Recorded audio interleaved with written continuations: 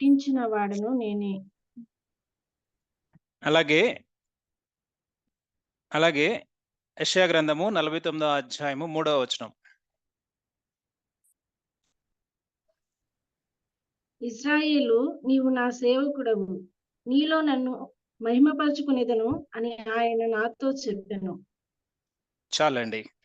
చదవబడిన వాక్య భాగం ప్రకారము దేవుడు మనతో మాట్లాడాలని మనము హృదయపూర్వకంగా ఒక మాట అడుగుదాం దేవుని సన్నిధిలో. స్తోత్రం ప్రభా, సాయంకాల సమయము నీ సన్నిధికి వచ్చి ఉన్నాం దేవా. నీకు వాక్యం చేత నాయన మాతో మాట్లాడండి, మమ్మల్ని బలపరచండి దేవా. ఏ ఉద్దేశం చేత మమ్మల్ని రక్షించుకున్నారో, ఏ ఉద్దేశం చేత మమ్మల్ని పిలుచుకున్నారో, ఆ ఉద్దేశము నాయన నీ యొక్క చిత్తము మా జీవితాలు నెరవేరటానికి దేవా నీ యొక్క వాక్యం చేత మమ్మల్ని బలపరచమని, కూడి వచ్చిన మా అందరితో నన్ను మీరు మాట్లాడమని, పరిశుద్ధ ఆత్మదేవుని సహాయము నైనా మరి నైనా అర్థం చేసుకోగలిగే నైనా అటు హృదయాన్ని అటు మనసును మాకు దయచేసి నీ సాక్షిగా మమ్మల్ని నిలుపమని ప్రార్థన చేస్తూ యేసునామములో అడుగుచున్నాం తండ్రి. Amen, amen. చదవబడిన లేఖన భాగాలు మనం చూస్తా ఉన్నాం. దేవుడు మాట్లాడుతూ ఉన్నాడు ఇజ్రాయెల్ ప్రజలను సూచిస్తూ, నా మహిమ నిమిత్తం నేను సృజించిన వారిని, నా నామము పెట్టబడిన వారిని అందరినీ తెప్పించుము, నేనే వారిని కలుగజేసి తిని, వారిని పుట్టించిన వాడను నేనే. అలాగే మనము చూస్తూ వచ్చాం 49వ అధ్యాయం 3వ వచనంలో, ఇజ్రాయేలు, నీవు నా సేవకుడవు, నీలో నన్ను మహిమపరచుకొనేదను అని ఆయన నాతో చెప్పెను. హల్లెలూయా. గత వారము మనము ఈ పర్టికులర్గా ఈ భాగాలు మనము చూస్తూ వచ్చాం. దేవుడు మనల్ని ఆయన పిలుచుకున్న దేవుడు. ఆయన మన జీవితాల ద్వారా మనల్ని ఆయా ప్రాంతాలలో ఆయన సాక్షులుగా పెట్టి ఆయన నామాన్ని, ఆయన యొక్క గొప్పతనాన్ని అనేక మందికి చూపించడానికి దేవుడు మనల్ని ఎన్నుకున్నాడు అన్న విషయాన్ని చూస్తూ వచ్చాం. సో దానికి కొనసాగింపుగా కొన్ని మాటలు ఈరోజు మనము చూద్దాం. సో దేవుడు మనల్ని నడిపించాలి అని మనము ఆశపడుతూ ఉన్నాం. సో దేవుడు మనల్ని సృష్టించిన దాని వెనుక ఒక గొప్ప ఉద్దేశము, ఒక గొప్ప ప్రణాళిక ఉంది. ఆ దేవుడు సృష్టించిన ఆ యొక్క ప్రణాళిక లేకుంటే దేవుడు ఎన్నుకున్న ఆ విధానము ఎంత గొప్పది అంటే దాన్ని మనము మాటల్లో వర్ణించలేం. దేవుడు సమస్త జనాంగంలో దేవుడు అబ్రహామును ఏర్పరచుకుని, అబ్రహాము యొక్క సంతానమైన ఇజ్రాయేలును ఏర్పరచుకుని, ఓ ఇజ్రాయేలు, నీ భాగ్యం ఎంత గొప్పది, యెహోవా ఏర్పరచుకున్న నిన్ను పోలిన వాడెవడు అని దేవుడు ఇజ్రాయేలు జనాంగాన్ని ఈ భూ ప్రపంచంలోనే ఒక ఉన్నతమైన విలువలు కలిగిన లేకుంటే దేవుని యొక్క మహిమకు, దేవుని యొక్క నామానికి, దేవుని యొక్క కృపకు, దేవుని యొక్క ఈ కాపుదలకు వారిని ఒక ప్రత్యేకమైన జనాంగంగా ఈ భూప్రపంచంలో దేవుడు నిలపాలని ఆశపడుతూ ఉన్నాడు. ఆశపడిన రీతిగా ఇజ్రాయేల్ ప్రజలు జీవించినప్పుడు దేవుడు బాధపడ్డాడు. ఈ విషయాలన్నీ మనకు తెలుసు. అయితే పురాతన కాలంలో, ముఖ్యంగా పాత నిబంధన కాలంలో దేవుని యొక్క మహిమ లేకుంటే దేవుని యొక్క పరిశుద్ధాత్మ నడిపింపు ఆయా సమయాలను బట్టి మరి పరిశుద్ధాత్మ దేవుడు రావటం, బలపరచటం మరి జరుగుతూ ఉన్న సందర్భాలు మనకు తెలుసు. అలాగే దేవుని యొక్క మహిమ కూడా మందసంలో, మందిరములలో మరి పాత నిబంధన కాలంలో మరి అది ఉంచబడటం, దేవుడు ఆ ప్రాంతాన్ని మరి ఆశీర్వదించడం మనకు తెలుసు. అయితే నూతన నిబంధన కాలానికి వచ్చేటప్పటికి ఈ యొక్క మహిమ, ఈ యొక్క దేవుని యొక్క పరిశుద్ధాత్మ నింపుదల ఇది ఏమైంది అంటే, ఇది దేవుడు ఏర్పరచుకొనిన వ్యక్తుల జీవితాల్లో, దేవుడు విమోచించిన వ్యక్తుల జీవితాల్లో, దేవుడు ఆయన ఎన్నుకున్న ఆ యొక్క సమూహాల జీవితాల్లో దేవుడు ఈ మహిమను ఆయన ఉంచాడు అని దేవుని యొక్క వాక్యం స్పష్టంగా సెలవిస్తూ ఉంది. అందుకే ఇజ్రాయెల్ ప్రజలతో దేవుడు చెప్తున్న మాట ఏమిటంటే 43వ అధ్యాయం 1వ వచనంలో మనము చూసినట్లయితే, అయితే యాకోబు, నిన్ను సృజించిన వాడనగు యెహోవా, ఇశ్రాయేలు, నిన్ను నిర్మించిన వాడు ఇలాగు సెలవిచ్చున్నాడు, నేను నిన్ను విమోచించి ఉన్నాను, భయపడకము, పేరు పెట్టి నిన్ను పిలిచి ఉన్నాను, నీవు నా సొత్తు. దేవుడు మాట్లాడుతూ ఉన్నాడు ఇజ్రాయెల్ ప్రజలతో. ఆయన చెప్తూ ఉన్నాడు ఏమిటంటే, పేరు పెట్టి నిన్ను పిలిచి ఉన్నాను. I have chosen you from all the people, among the all nations, from అన్ని దేశాల నుంచి నేను పిలిచి ఉన్నాను. పిలిచి ఉండమే కాదు, నేను నిన్ను ఏర్పరచుకొని ఉన్నాను, నీవు నా సొత్తు. దేవుడు ప్రాముఖ్యంగా ఆయన బిడ్డలను ఏర్పరచుకున్నది ఎందుకు అంటే ఆయన మహిమ నిమిత్తం. దేవుడు మనల్ని పుట్టించిన దాని వెనుక కారణము అదే. దేవుడు ఆయన స్వకీయ సంపాద్యమైన ఇజ్రాయేలు ప్రజల కోసం ఆయన చెప్తున్న మాట ఏమిటంటే, ఈ భూప్రపంచానికి నా యొక్క మహిమను, నా యొక్క నామాన్ని రిఫ్లెక్ట్ చేసేది మీరే అని దేవుడు స్పష్టంగా ఇజ్రాయేల్ ప్రజలతో మాట్లాడాడు. అంత మాత్రమే కాదు, ఆయన స్వరక్తమిచ్చి కొనబడిన సంఘమైన మనతో కూడా దేవుడు మాట్లాడుతున్నది ఏమిటంటే, you are my precious treasure. దేవుడు కష్టపడి సంపాదించుకున్నాడంట. జాగ్రత్తగా ఆలోచన చేద్దాం. దేవుడు కష్టపడి ఏదైనా సంపాదించాడు అంటే అది ఆయన విలువ పెట్టి, ఆయన రక్తం ఇచ్చి కొనబడిన ఆయన సంఘం. ఆ సంఘము ఎలా ఉండాలని దేవుడు ఆశపడుతూ ఉన్నాడంటే, నా మహిమ నిమిత్తం నా పేరు పెట్టబడిన నా జనులను పిలువనంపుము. ఇది ఒక అద్భుతమైన అవకాశం, ఒక ఆపర్చునిటీ. ఒక ఒక చెప్పాలంటే ఒక అవకాశం సంఘానికి ఏంటంటే, ఆ దేవాది దేవుని యొక్క మహిమను రిఫ్లెక్ట్ చేయటం. ఆ దేవాది దేవుని యొక్క గొప్పతనాన్ని, ఆయన బ్యానర్‌ని, ఆయన గుణాతిశయాలను రిఫ్లెక్ట్ చేయటం.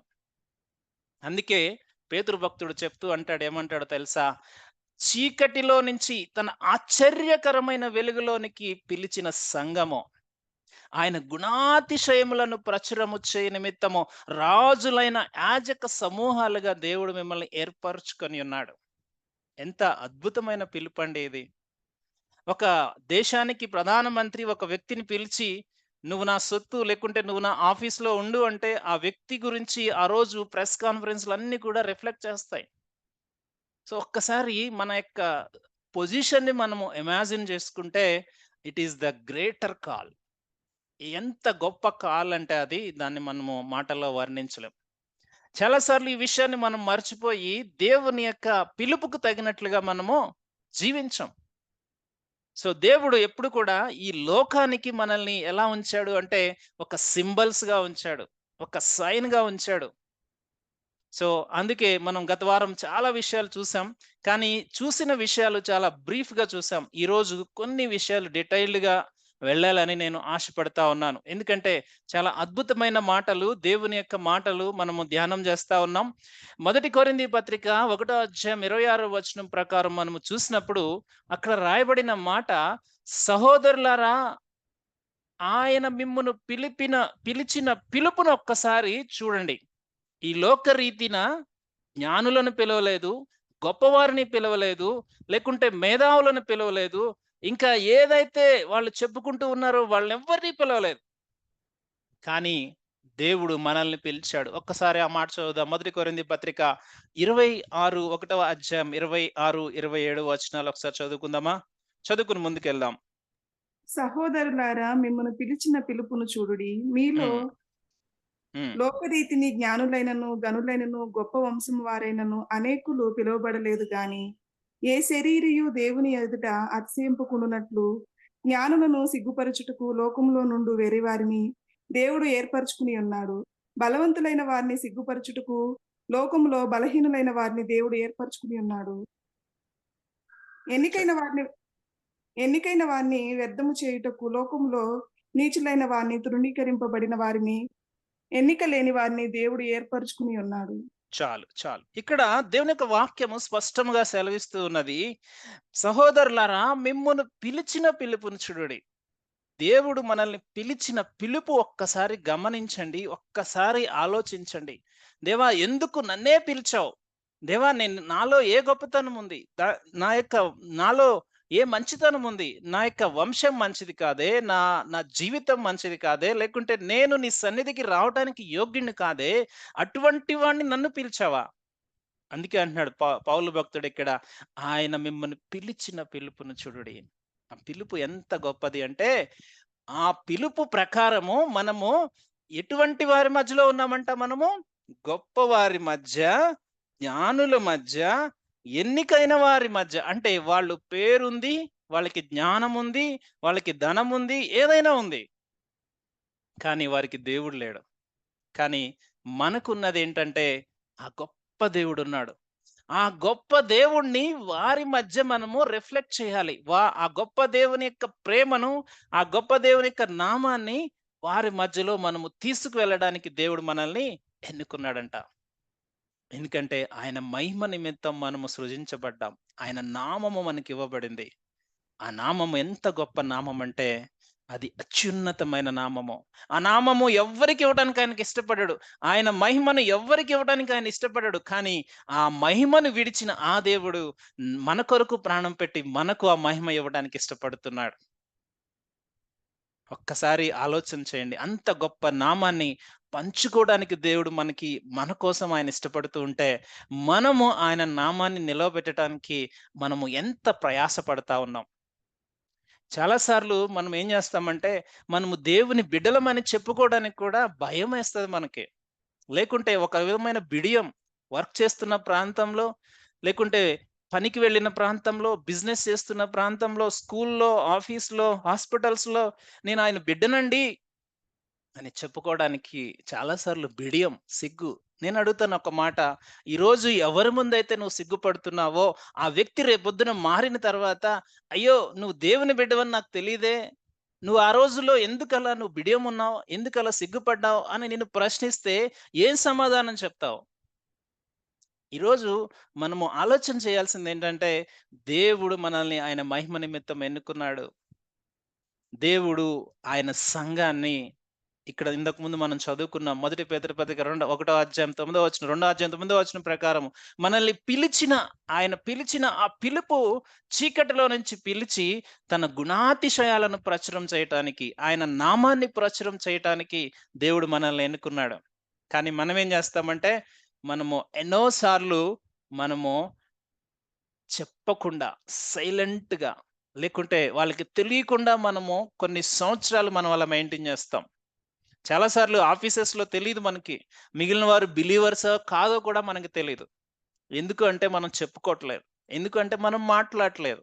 ఆ గొప్ప దేవుని నామాన్ని మనము అనేక మందికి ప్రచురం చేయవలసిన వారమై ఉన్నాం. అందుకే దేవుడు మనల్ని సృష్టించాడండి. అందుకే మన కోసం ఆయన స్వరక్తం ఇచ్చి ఆయన మనల్ని ఎన్నుకున్నాడు.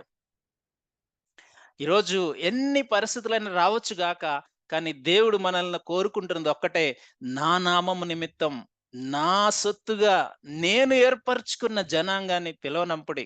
ఈ మాట 1 కొరింథీ పత్రిక 1వ అధ్యాయం 26వ వచనం చదువుతూ ఉన్నప్పుడు ఒక్కసారి మనల్ని మనము ఆలోచన చేసుకుంటే, మనము ఏ రీతిగా ఉన్నామంట, అనేక మంది ముందు ఆయన నామాన్ని ఘనపరిచే వారంగా ఉన్నాం. జమునా సిస్టర్ విషయం ఒక్కసారి ఆలోచన చేయండి. ఆ బిడ్డ యొక్క జీవితాన్ని ఒక్కసారి ఆలోచన చేస్తే 20 సంవత్సరాలు బెడ్ రిడెన్‌గా ఉన్న ఆ సిస్టర్ యొక్క జీవితంలో దేవుడు ఒక గొప్ప పిలుపుతో తనని రక్షించి, ఈరోజు అనేక మంది నడవలేని వారి మధ్య, అనేక మంది నడుస్తున్న వారి మధ్య నడవగలిగే స్థితినిచ్చి ఆ బిడ్డను అక్కడ నిలవబెట్టాడు. జ్ఞానుల మధ్య, గొప్పవారి మధ్య తనని నిలవబెట్టి ఆయన నామాన్ని మహిమపరుస్తూ ఉన్నాడు. దేవుడు బలహీనులైన మనల్ని ఎన్నుకున్నాడు. దేవుడు మనము వెర్రివారమైన మనల్ని ఎన్నుకున్నాడు. ఈ మాట గమనిస్తే మన హృదయము బద్దలైపోవాలి. ఎందుకంటే దేవుడు మనల్ని అట్టి రీతిగా ఉంచాడు. ఆయన ప్రేమతో నింపాడు. ఆయన కృపనిచ్చాడు. ఆయన వాక్యాన్ని ఇచ్చాడు. ఆయన సన్నిధిని ఇచ్చాడు. ఆయన ఆత్మతో నింపాడు. ముఖ్యంగా చెప్పాలి అంటే ఈ నూతన నిబంధన కృపా కాలంలో ఆ మహిమ ఎక్కడో లేదు. ఆయన సంఘంలో ఉంది. ఆయన మహిమ ఎక్కడుందంట? ఆ మహిమను విడిచి వచ్చిన ఆ దేవుడు ఆ సంఘానికి ఆ మహిమనిచ్చాడు. ఇప్పుడు ఆ మహిమ ఎక్కడుంది అంటే, ఆ ప్రత్యేకించబడిన ఆ జనాంగంలో ఆయన నివసిస్తూ ఉన్నాడు. మన దేహంలో ఆయన నివసిస్తూ ఉన్నాడు. మనము ఆయనకు ఆలయాలుగా ఈ ప్రపంచంలో మనము నడుస్తూ ఉన్నాం. ఆయా ప్రాంతాల్లో, ఆయా చీకటి కలిగిన ప్రాంతాల్లో ఈ ఆలయాలు నడుస్తూ ఉన్నప్పుడు అక్కడ వెలుగు విరజిమ్మాలి. అక్కడ ప్రేమ విరజిమ్మాలి. అక్కడ క్షమాగుణం విరజిమ్మాలి. ఇంకొక మాటలో చెప్పాలంటే దేవుడేమన్నాడంటే, మిమ్మల్ని నేను లోకంలో పెట్టాను. లోకానికి మీరు ఉప్పై ఉన్నారు. ఉప్పు ఎక్కడుంటుందండి? ఉప్పు లేని ఏ పదార్థమైనా మనము టేస్ట్ చూడంగానే చెప్పేయొచ్చు. ఏ పదార్థమైనా అందులో వేరేది లేకపోతే మనకి తెలీదు గానీ, ముందు అది రుచి చూడగానే అందులో ఉప్పుందా? లేదా? అనేది మనము ఈజీగా చెప్పగలం. ఒక పదార్థంలో కలిసిపోయి ఆ పదార్థానికి రుచినిచ్చేది ఉప్పు. దేవుడు అందుకే మనల్ని సాల్ట్‌గా పెట్టాడు. ఆ సాల్ట్ ఏమవుతుందంట? లోకంలో ఉంటది, కానీ లోకంతో ఏకీభవించదు. లోకానికి దేవుని మహిమను చూపిస్తది, కానీ లోకంలో కలిసిపోదు. అర్థమవుతుందా? దేవుడు మనల్ని ఎందుకు ఎన్నుకున్నాడో? ఆయా వ్యక్తుల మధ్య, ఆయా పరిస్థితుల మధ్య దేవుడు మనల్ని ఒక మహిమకు, ఆయన మహిమకు ప్రతినిధులుగా మనల్ని ఎన్నుకున్నాడు. ఉప్పు ఎప్పుడు కూడా అది రుచినిస్తది. అందుకే సామెత ఒకటి పుట్టింది. అన్నీ వేసి చూడు, నన్ను వేయకుండా చూడు. అంతేనా? సో ఉప్పు లేకుండా ఏ పదార్థానికి రుచి రాదు. ఏ పదార్థానికి రుచి రాదు. అలాగే క్రైస్తవుడు లోకానికి ఆశీర్వాదకరంగా ఉన్నాడు.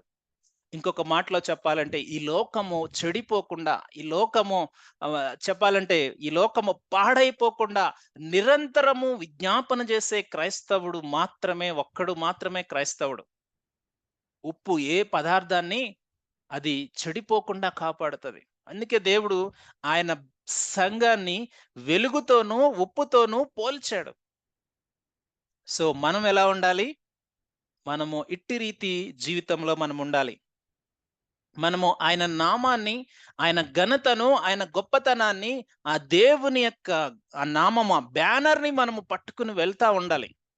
చాలాసార్లు క్రీడాకారులు మైదానాల్లో వారి యొక్క కంట్రీ యొక్క బ్యానర్ని సగర్వంగా తీసుకుని వెళ్తారు. కానీ మనము ఆ బ్యానర్ని అట్లా పట్టుకుని వెళ్తా ఉన్నామా? ఈ చీకటి అయిన ఈ ప్రపంచంలో వెలుగులు విరజిమ్మే ఒక సింబల్గా, ఒక సైన్గా ఈ ఈ పరిశుద్ధ ఆలయాలు నడుస్తూ ఉన్నప్పుడు అనేక మంది ఆ దేవుని ఆకర్షణ అవటానికి, ఆ దేవుని యొక్క గొప్పతనాన్ని మనం ప్రచురం చేయటానికి అట్టి బ్యానర్ని మనం మోస్తూ ఉన్నామా అనేది ఎప్పుడు కూడా మనకి ప్రశ్న.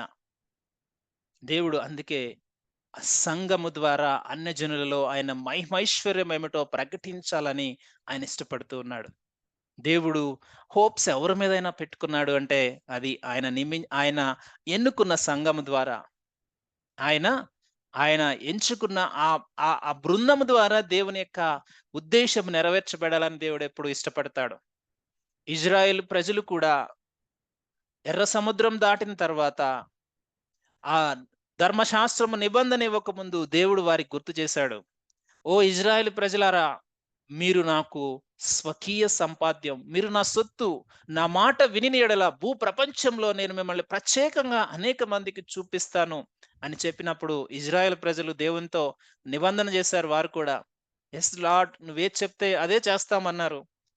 కానీ మోషే కొండ దిగి రావటానికి తడువు చేసినప్పుడు ఒక బాధాకరమైన విషయం ఏమిటంటే, ఏ నోళ్ళైతే దేవుని యొక్క ప్రజలముగా, దేవుని యొక్క బిడలముగా వారు నిబంధన చేసుకున్నారో ఒక్కసారిగా ఆ దేవుని యొక్క మహిమను వారు ఒక దూడకు ప్రతిరూపంగా మార్చేశారు.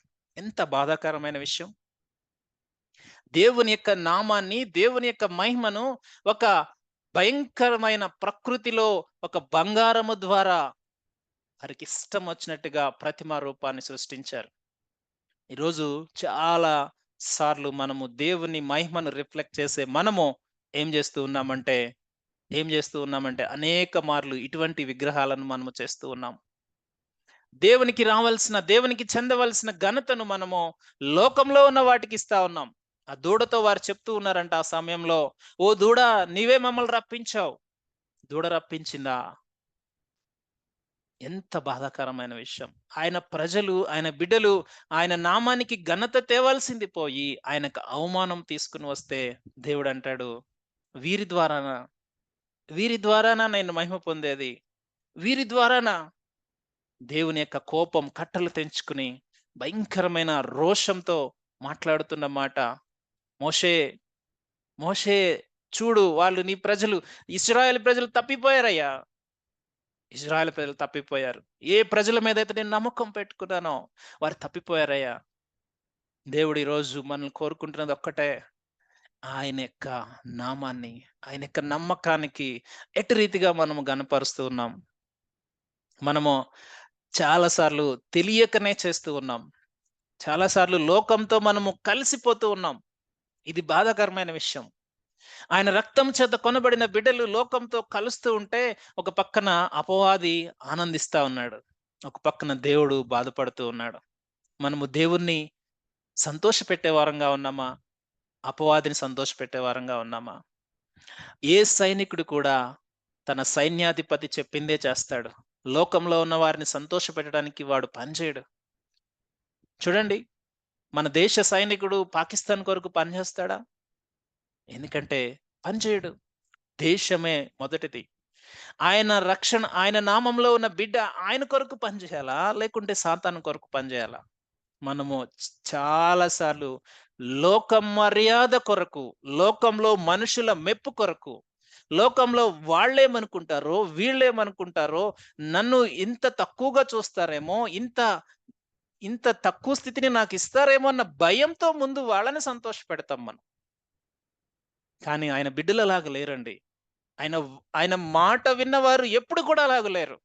నాకు లోకంలో మనుషులు నన్ను చీత్కరించుకున్నా సరే, ఒక రోజు వారు నిజం తెలుసుకుంటారు గనుక నేను నిజం కోసం నిలబడతానని వారు జీవించిన వారే తప్ప లోక మర్యాదను వారు అనుసరించలేదు.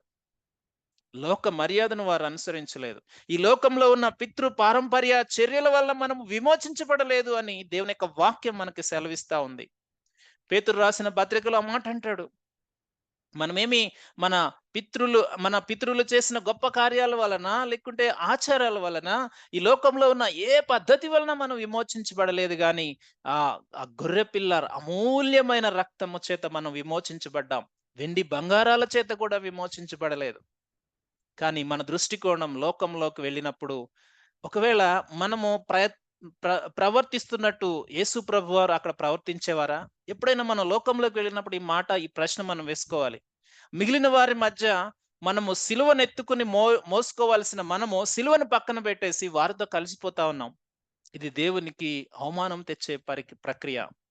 ఇజ్రాయెల్ ప్రజలను మనం ఎప్పుడు దృష్టాంతాలుగా మన ముందు పెడతాం. కానీ వారికంటే మనమే ఎక్కువగా దేవుని నామాన్ని అవమానపరుస్తున్నామేమో అన్న బాధ కలుగుతుంది. ప్రియులారా, ఎందుకంటే దేవుడు మనల్ని ఎన్నుకున్న విధానము గొప్పది. దేవుడు మనల్ని విమోచించిన విమోచన అది ఏ ఒక్కరు కూడా మన కొరకు చేయలేరండి.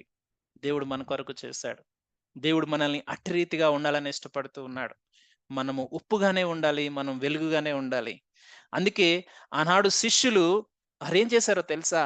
ఆయన నామాన్ని బూది గంతాలకు వారు తీసుకువెళ్ళటానికి కారణం ఏంటో తెలుసా? ఆయన చెప్పింది చెప్పినట్టు చేయటం. ఆయన ఏది చెప్పాడో అది చేశారు వాళ్ళు. అందుకే మత్తయి సువార్త 28వ అధ్యాయం 18వ వచనంలో రాయబడిన మాట, ఆయన వారికి ఆజ్ఞాపించిన అన్ని వారు గైకొన్నారు అన్న మాటను మనము చూస్తాం. ఆయన బిడ్డలుగా మనకుండవలసింది విధేయత. ఆయన బిడ్డలుగా మనకుండవలసింది ఆయన నామము. ఆయన నామానికి ఏదైనా అవమానకరం జరుగుతుందా నా జీవితంలో, నేను దానికి ఎంతో బాధ్యుడిని అని రియలైజ్ అయ్యి ఎప్పటికప్పుడు మనము సరి చేసుకుంటూ ఆయన నామాన్ని మనం అట్లా గ్లోరిఫైడ్గా చూపించాలి. ఎందుకంటే రేపొద్దున ప్రతి మోకాలు ఆయన సన్నిధిని వంగుతుంది. ప్రతి ఒక్కరు కూడా ఆయన నామాన్ని, ఆయన యొక్క గొప్పతనాన్ని పొగుడుతున్న రోజుల్లో మనము ఆయన చూస్తాం. అప్పుడు మనము సిగ్గుతో తలదించుకుంటాం. అందుకే దేవుడు అంటాడు, ఎవరైతే ఈ లోకంలో నన్ను గనపరుస్తారో వారిని తండ్రి దగ్గర నేను గనపరుస్తాను. ఎవరైతే నేను తెలియదు అంటారో వారిని నేను కూడా తెలియదు అంటాం. మనము చాలా సార్లు తెలియకనే, లేకుంటే తెలిసి కూడా లోక మర్యాద చొప్పున దేవుని నామానికి అవమానం తెస్తాం. అందుకే ఆ మాట మనము చూస్తే శిష్యులు ఆయన మహిమకు ప్రతినిధులుగా, ఆయన రాజ్యానికి ప్రతినిధులుగా బూది గంతాలకు ఆయన నామాన్ని గనపరిచారు. ఎక్కడా కూడా వారి క్రెడిబిలిటీ వారు ఎప్పుడు తీసుకోవాల. ఏదైనా ఒక మంచి పని చేస్తే, ఏదైనా ఒక స్వస్థత వారు చేస్తే ఏం చెప్పారో తెలుసా? నా దగ్గర వెండి బంగారాలు లేవు కానీ యేసు నామము చొప్పున నేను స్వస్థత చేస్తా ఉన్నాను. వారు ఏది చేసినా యేసు నామానికి ఘనత తీసుకొచ్చారు. ఈరోజు చాలా మంది అబద్ధ బోధకులు ఏది చేసినా గానీ నేను ప్రార్థన చేయటం వల్ల, నాకు స్వస్థత వారు ఇవ్వటం వల్ల నేను చేస్తున్నానని బిజినెస్లు చేసుకుంటున్న వారిని మనం చూస్తా ఉన్నాం. కానీ శిష్యులు అలా చేయలేదండి. ఆయన నామాన్ని ఘనపరిచాడు. ఎందుకంటే ఈ గొప్ప ఉద్దేశం ఏమిటంటే మన జీవితాల ద్వారా ఆయన నామం మహిమపరచబడాలి. బికాజ్ ఈ ప్రపంచానికి క్రైస్తవుడు కావాలి. ఈ ప్రపంచానికి ఆయన మహిమను, ఆయన ప్రేమను తీసుకువెళ్ళే క్రైస్తవుడు కావాలి. ఆయన యొక్క సువార్తను తీసుకువెళ్ళే క్రైస్తవుడు కావాలి. ఎందుకంటే ఈ వరల్డ్ చాలా డిప్రెషన్ లో ఉంది, చాలా డిస్ట్రెస్ లో ఉంది, చాలా డీవియేషన్స్ తో ఉంది. ఈ వరల్డ్ ఈవిల్ అటాక్స్ తో డిస్ట్రాయ్ అయిపోతా ఉంది. వారికి ఆయన ప్రేమను తీసుకువెళ్ళే ప్రతినిధుల బృందం మనమే. ఈ ప్రపంచానికి ఆయన ప్రేమను పరిచయం చేసేది మనమే. అందుకే దేవుడు మనల్ని ఎన్నుకున్నాడు. మనము అవన్నీ పక్కన పెట్టి లోకరీతిగా ఆ బాధ ఉంది, ఈ కష్టం ఉంది, ఈ పరిస్థితి ఉంది, ఇవన్నీ మనకు అవసరమేనండి. అందుకే దేవుడు అనుమతిస్తున్నాడు ఆ సిలువలు. చాలా మంది మనల్ని నిందించవచ్చు, దూషించవచ్చు, లేకుంటే అనేక రకమైన పరిస్థితులు గుండా మనం వెళ్ళవచ్చు. కానీ అందుకే అంటాడు దేవుడు, నన్ను వెంబడించువాడు తన్ను తాను ఉపేక్షించుకుని. ఆ ఉపేక్షించుకోవటం ఏంటంట? ఎస్, నిందలు పడ్డాయా, కష్టం వచ్చిందా, నష్టం వచ్చిందా, అనారోగ్యం వచ్చిందా, అయినా గాని ఈ సిలువను నేను తగ్గించుకుని ఎత్తుకుని వెళ్ళటమే. ఎన్ని కష్టాలు పడినా గాని, ఎన్ని నష్టాలు పడినా గాని మోసుకుంటూ వెళ్ళిపోవటమే. దేవుని బిడ్డకున్న గొప్పతనం అది. దేవుడు ఆ మాదిరిని మనకు చూపించాడు. మనము కూడా ఆ మాదిరిని మనము చూపించాలని దేవుడు ఇష్టపడుతున్నాడు. ఈ లోకానికి మనము అవసరం అండి. ఈ లోకానికి మనము లోకం యొక్క అవసరత చూడకుండా ఎప్పుడు మన అవసరతలను చూస్తూ ఉంటే లోకము నశించిపోతా ఉంది. వాళ్ళు డిప్రెషన్ లో నశించిపోతా ఉన్నారు, డిస్ట్రెస్ అయిపోయారు, డివియేట్ అయిపోతున్నారు. అనేక రకమైన అపవాది యొక్క క్రియల చేత వారు నశించిపోతా ఉన్నారు. వారికి ఈ వెలుగు కావాలి, వారికి ఈ ఉప్పు కావాలి. మన యొక్క జీవితాలు వారికి ఒక మాదిరిగా కనిపించాలి. మనల్ని చూస్తూ ఉన్నప్పుడు వారు క్రీస్తు ప్రేమను చూడాలి. అందుకే అందుకే మనం గత వారం చూస్తూ వచ్చాం. యెషయా భక్తుడు అంటా ఉన్నాడు, దేవుడు నాకిచ్చిన పిల్లలు, నేను ఆయన కొరకు సూచక క్రియలుగా, ఆయన కొరకు మహత్కార్యాలుగా సియోను కొండ మీద మేము నిలుస్తూ ఉన్నాం. ఈరోజు మనమున్న ప్రాంతాల్లో మనం అట్రీతిగా ఉంటున్నామా? మనము ఆయా ప్రాంతాల్లో మనం అట్రీతిగా ఉంటా ఉన్నామా? దేవుడు అందుకే మనల్ని ఎన్నుకున్నాడు, అందుకే మనల్ని విమోచించాడు. ఇదిగో నా బిడ్డ ఈ ప్రాంతంలో నేను పెట్టాను, ఆ బిడ్డ జీవితాన్ని నువ్వు చూడు, ఆ బిడ్డ యొక్క ప్రవర్తన మీరు చూడు. ఒకప్పుడు ఒకప్పుడు మన జీవితాలు ఎలా ఉండేయో మనకు తెలుసు. ఇప్పుడు మారిన తర్వాత మన జీవితాలు ఎలా ఉన్నాయో మనకు తెలుసు. ఈ అద్భుతాన్ని ప్రపంచానికి చూపించేది ఎవరు అంటే మనమే. ఈ ప్రపంచంలో గొప్ప అద్భుతం ఇంకేదో జరుగుతుందని అక్కడికి ఇక్కడికి పరిగెట్టాల్సిన అవసరం లేదు. చాలా మంది పిలుస్తారు, స్వస్థతలు జరుగుతా ఉన్నాయి, ఆశీర్వాదాలు ఇస్తాం, అద్భుతాలు అని చాలా మందిని మోసం చేస్తున్న అబద్ధ బోధకులు ఉన్నారు. కానీ దేవుని యొక్క వాక్యం సెలవిస్తా ఉంది, అద్భుతం ఒక్కటే, ఒక వ్యక్తి జీవితం మారటం. దానికోసమే పరలోకంలో సంబరం అవుతుంది. అదే అద్భుతం అండి. ఆ మార్చబడిన అద్భుతము మారని జనాంగం మధ్య నిలవబడినప్పుడు వారు దేవుని ప్రేమను చూస్తారు, వారు దేవుని యొక్క గొప్పతనాన్ని చూస్తారు. మనమేమో మన పరిస్థితుల వైపు చూస్తాం, కానీ దేవుడు మన జీవితాల ద్వారా ఆయన వారికి ఒక సూచన అక్కడ పెట్టాలని ఇష్టపడతా ఉన్నాడు. అందుకే యెషయా అంటాడు, యెషయా జీవించిన జీవితంలో ఆ సమయాన్ని ఒక్కసారి మనం ఆలోచన చేస్తే, యెషయా దేవుడు పరిచర్యకు పిలుచుకున్న సమయము అది భయంకరమైన పరిస్థితి. ఇజ్రాయేల్ ప్రజలు దేవుణ్ణి విడిచి ఇష్టానుసారంగా జీవిస్తున్నారు, దుర్మార్గాల్లో ఉన్నారు, అన్యాయం చేస్తున్నారు. ఒక విధంగా చెప్పాలంటే కుటుంబాలు నాశనం అయిపోతా ఉన్నాయి. అన్య దేవతలకు వారి బిడ్డలను అర్పిస్తా ఉన్నారు. కానీ యెషయా ఏమంటున్నాడో తెలుసా? నేనును నాకిచ్చిన పిల్లలు ఆ దేవుని మహిమకు ప్రతినిధులంగా ఉన్నాం. ఎటువంటి పరిస్థితి అయినా కూడా తొణకకుండా చివరి వరకు నిలబడిన వ్యక్తిగా ఉన్నాడు. యెషయా జీవితంలో జరిగిన 2 సంఘటనలు నేను మీకు మరలా గుర్తు చేసి ముందుకు వెళ్ళాలని ఇష్టపడుతున్నాను. ఒక్కసారి మనము యెషయా గ్రంథము 7వ అధ్యాయం 3వ వచనం ఒకసారి చదువుదాం. దానికంటే ముందు 8వ అధ్యాయం 18వ వచనం ఒకసారి చదువుదాం.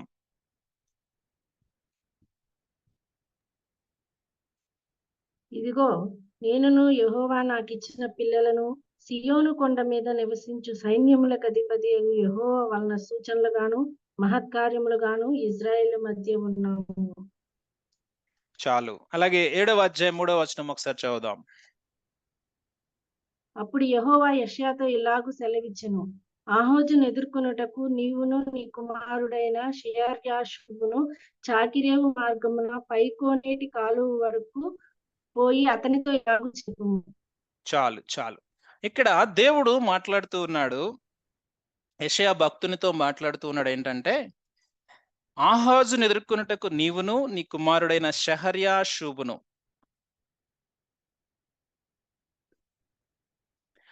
యెషయా కుమారుడైన షహర్యాషూబుతో కలిసి ఆహాజు రాజును ఎదుర్కొనడానికి దేవుడు యెషయా భక్తునికి సెలవిస్తా ఉన్నాడు.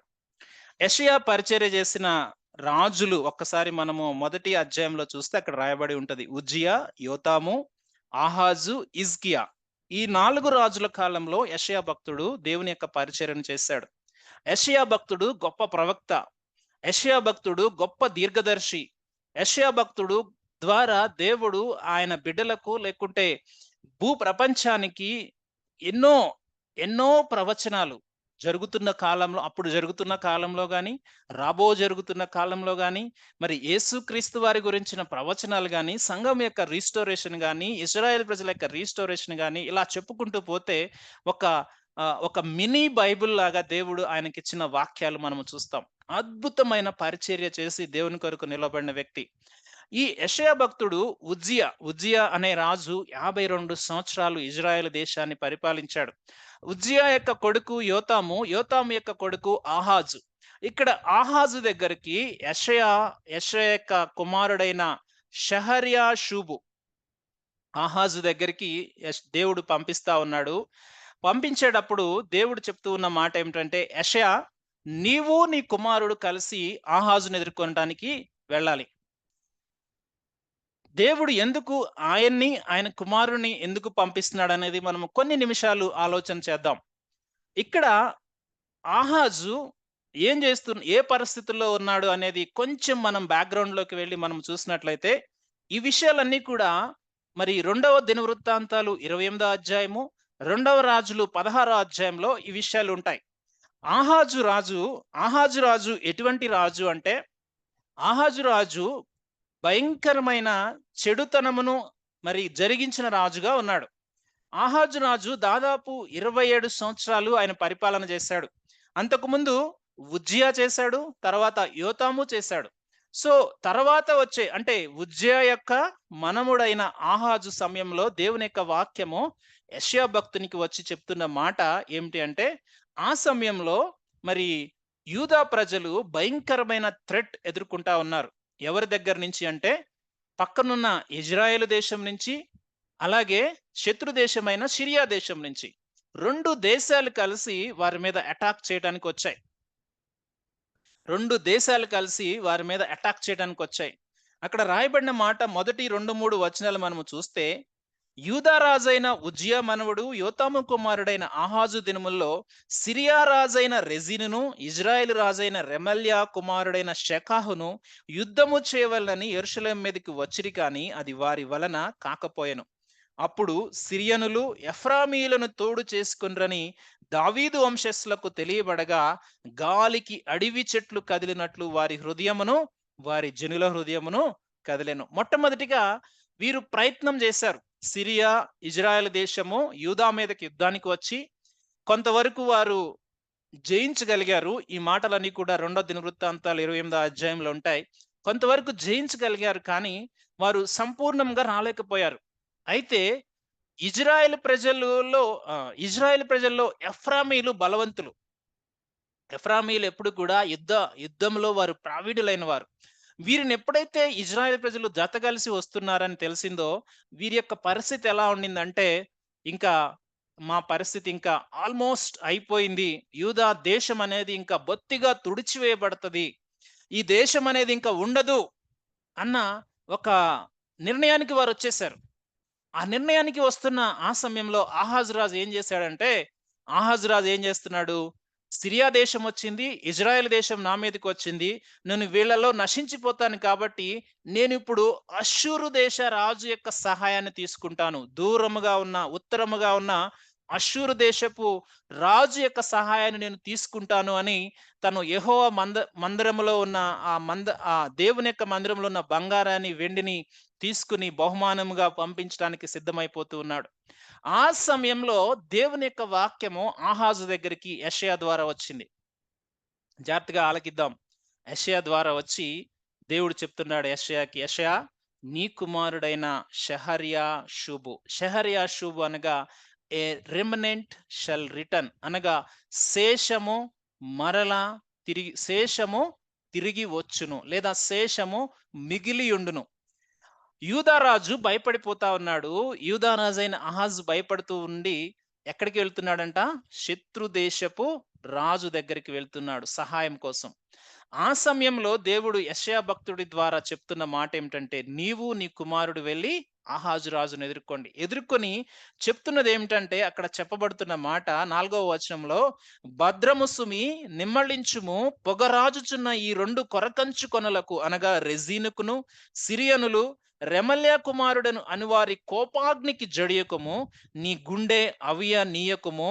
సిరియాయు ఎఫ్రాయిమును రెమల్యా కుమారుడును నీకు కీడి చేయవలనని ఆలోచించుచు మనము యూదా దేశం మీదకి పోయి దాని జనులను భయపెట్టి దాని ప్రాకారములను పడగొట్టి టాబాయేలను వాని కుమారుని దానికి రాజుగా నియమించదము రండని చెప్పుకొనిరి. అయితే ప్రభువైన యెహోవా ఇలాగు సెలవిచ్చున్నాడు, ఆ మాట నిలవదు, జరగదు. ఇదండి దేవుడు చెప్పిన మాట. దేవుడు స్పష్టంగా చెప్తున్న మాట ఏమిటంటే, వాళ్ళందరూ వస్తారు కానీ ఏది జరగదు, నువ్వు ధైర్యంగా ఉండు. దేవుని వాక్యం వచ్చింది. కానీ ఆహాజ్ ఏం చేశాడో తెలుసా? ఈ విషయాలన్నీ ఇక్కడ అన్ఫోల్డ్ చేయబడ్డాయి, కానీ డీటెయిల్డ్ గా 2వ రాజుల గ్రంథం 16వ అధ్యాయంలో, దినవృత్తాంతాలు 28వ అధ్యాయంలో రాయబడ్డాయి. అయితే ఆహాజ్ ఏం చేశాడో తెలుసా? దేవుని మాట వినలేదండి. దేవుడు అక్కడ స్పష్టంగా చెప్పాడు.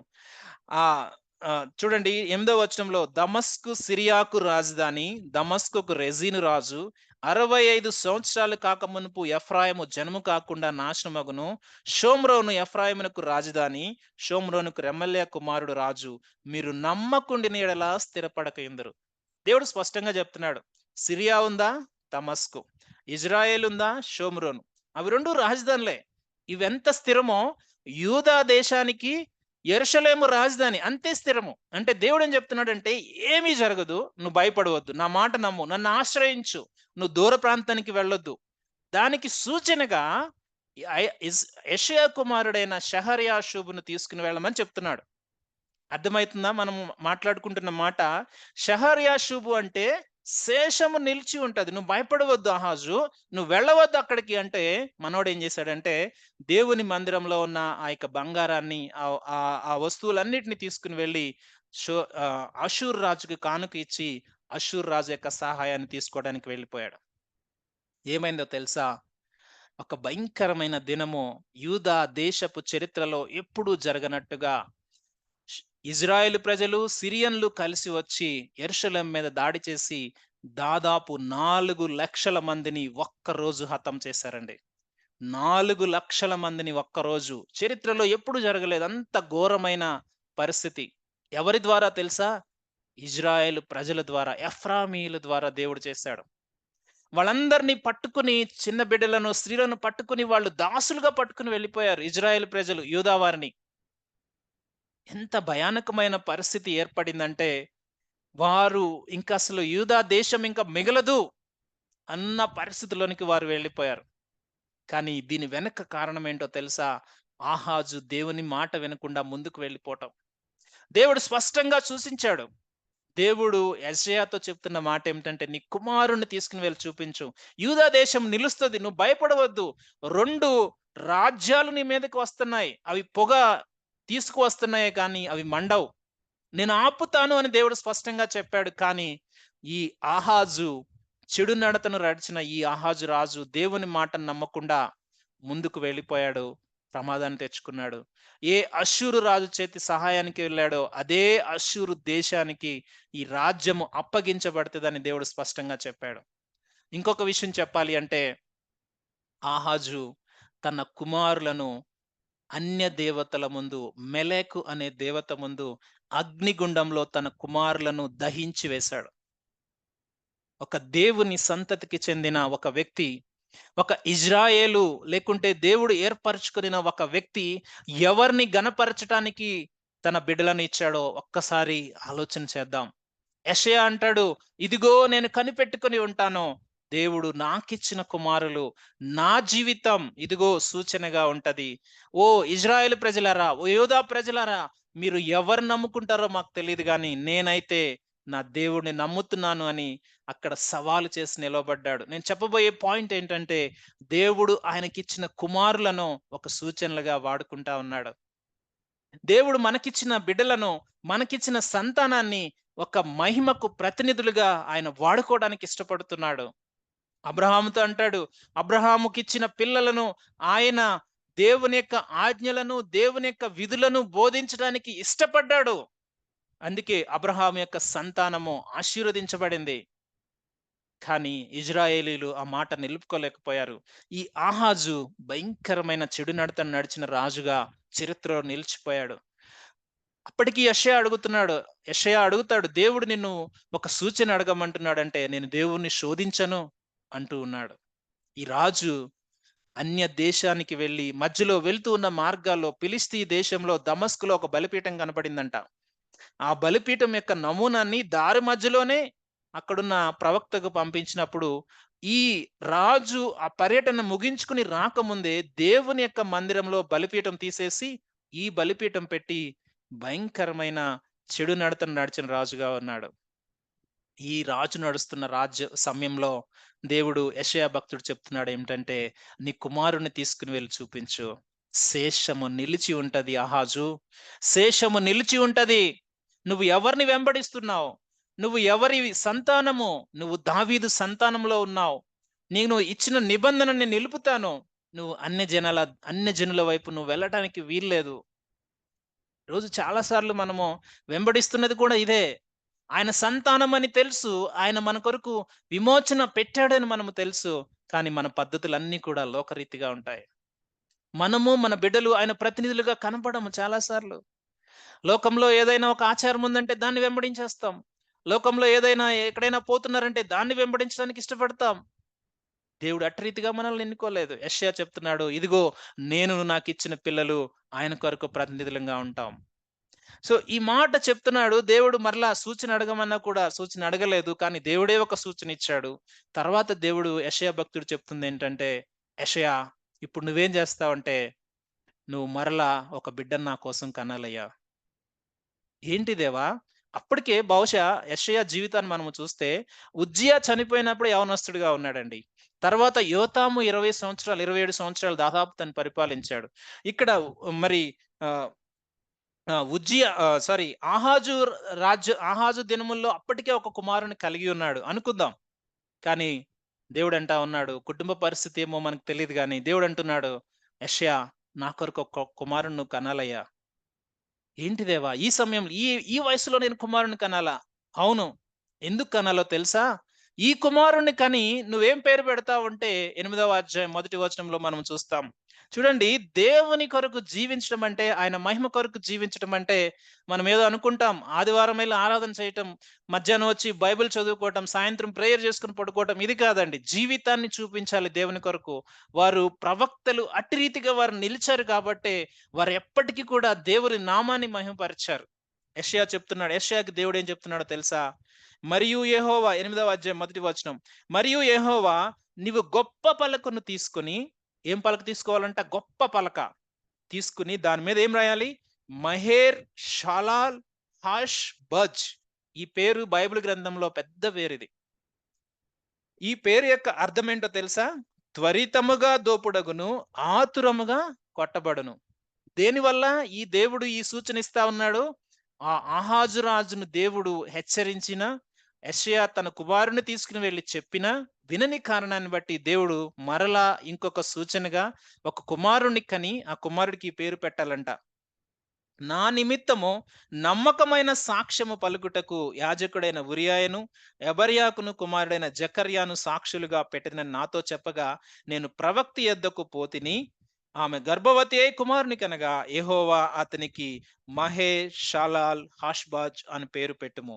ఈ బాలుడు నాయన అమ్మ అని అననేరక మునుపు అష్షూరు రాజును అతని వారును తమస్కు యొక్క ఐశ్వర్యమును షోమ్రోను దోపుడు సొమ్మును ఎత్తుకొని పోవుదురనెను. చూసారా ప్రియులారా, దేవుడు రెండవ సంతానము యెషయాకి ఇస్తూ చెప్తున్న మాట ఏమిటంటే, నువ్వు ఏ రాజ్యం కోసం నువ్వు భయపడుతున్నావో ఆ రాజ్యము నిలవదు. ఆహాజు, ఆ రాజ్యము నిలవదు. ఆ రాజ్యము ఏమవుతుందంటే ఈ బాలుడు పుట్టక మునుపు, ఈ బాలుడు నాయన అమ్మ అనక మునుపు ఆ రాజ్యము కొట్టుకొని పోతుంది. ఆ రాజ్యము అశ్షూరు రాజు వచ్చి ఆ రాజ్యాన్ని పట్టుకొని పోతాడు. నువ్వు ఆ రాజ్యం కోసం భయపడుతున్నావా? చూడండి, దేనికోసం ఇక్కడ కుమారుని కన్నాడంట? ఒక సైన్ ఇవ్వటానికి, ఒక ఒక ఒక దేవుడు చెప్పిన సైన్ వారి ముందు నిలపటానికి. ఇదిగో నా కొడుకు దేనికోసం అన్నాడు? ఈ మాట కోసం అన్నాడు. పెద్ద కొడుకేమో శేషం నిలవబడుతుందని ఉన్నాడు. చిన్న కొడుకేమో ఇజ్రాయేలు షోమ్రోను వచ్చి క్యాప్చర్ చేస్తది అని చెప్పడానికి ఉన్నాడు. చూడండి, ఇద్దరు కొడుకులను ఇక్కడ 8వ అధ్యాయం 18వ వచనంలో యెషయా ధైర్యంగా చెప్తున్న మాట అదే. నేనును నాకిచ్చిన పిల్లలు సియోను కొండ మీద యెహోవా సైన్యములకు అధిపతి యెహోవా వలన సూచనలుగాను మహత్కార్యములుగాను ఉన్నాం. దేవుడు మనకిచ్చిన బిడ్డలు, అందుకే దేవుడు మనకిచ్చాడు. యెషయా జీవితం చెప్తూ ఉంది, ఒక్కసారి కమిట్ అయ్యాడు, చివరి వరకు ఆయన నిలబడ్డాడు, హతసాక్షిగా జీవించాడు. దేవుడు చెప్పమన్నది నిర్భయముగా, నిర్దాక్షిణముగా ఏది చెప్పమన్నాడో రాజుల దగ్గరికి దేవుని యొక్క వాక్యాన్ని తీసుకుని వెళ్ళాడు. తీసుకువెళ్ళటమే కాదు, తన కుమారులను దేవుని యొక్క ప్రతినిధులుగా అక్కడ నిలవబెట్టాడు. దేవుని కొరకు పిల్లల్ని కన్నాడు. మనము ఎవరి కొరకు పిల్లల్ని కంటున్నాం? మనం చాలా సార్లు దేవుణ్ణి అడుగుతాం, దేవా నాకు పిల్లల్నివ్వు. పిల్లల్ని ఇచ్చిన తర్వాత మనము గ్రాంటెడ్ గా తీసుకుంటాం. దేవుడు నాకిచ్చిన పిల్లలు. మనమేమి మన సొంత శక్తి సామర్థ్యాల చేత మనం పిల్లల్ని ఈ లోకంలోనికి తీసుకురాలేదు. దేవుడు మనకిచ్చిన బిడ్డలు ఎలా ఉన్నారు? మనం ఒక జనరేషన్ పాస్ ఆన్ అయిపోతున్నాం. ఒక జనరేషన్ నుంచి ఇంకొక జనరేషన్ కి మనము దేవుని యొక్క ఆజ్ఞలు, వాక్యాన్ని, దేవుని యొక్క మరి తర్వాత కంటిన్యూ చేయవలసిన లెగసీని వారికి ఇవ్వాల్సిన మనము వారిని ఎటు రీతిగా నిలవబెడుతున్నాం? ఈ వచ్చే జనరేషన్ దేవునికి సూచనలుగా ఉన్నారా వాళ్ళు? దేవుడు అదే కోరుకుంటా ఉన్నాడు. దేవుడు ఆయన బిడ్డల ద్వారా ఆయన పేరు పెట్టబడిన జనాన్ని పిలువనంపుడి అని చెప్తున్న మాట అదే. మన జీవితాల ద్వారా, మన బిడ్డల జీవితాల ద్వారా ఆయన నామము అది కంటిన్యూగా పాస్ ఆన్ అవ్వాలి. ఆయన నామము అనేక మందికి ప్రచురించబడాలని దేవుడు ఇష్టపడుతూ ఉన్నాడు. యెషయా అయినా, ఆయన ప్రవక్తలైనా, ఆయన బిడ్డలైనా, అబ్రహాం అయినా, దావీదైనా, ఎవరైనా కూడా దేవుడు చూస్తున్నది ఒక్కటే. దేవుడు ఆయన యొక్క మహిమ అనేక మందికి ప్రచురించబడాలి. దేవుడు అందుకే మనల్ని ఎన్నుకున్నాడండి. మన పిల్లలు ఎలా ఉన్నారనేది మనం ప్రశ్న చేసుకోవాలి. మనం ప్రశ్న చేసుకోవాలి. ఎందుకంటే గ్రాంటెడ్ గా మనం ఏది కూడా చేయడానికి వీల్లేదు. దేవుడు మనకి ఆయన ఇచ్చాడు, బహుమానంగా ఇచ్చాడు. మరలా ఆయన చేతిలో మనం బహుమానంగా పెట్టాలి. అందుకే దేవుడు మనకి పిల్లల్ని ఇచ్చాడు.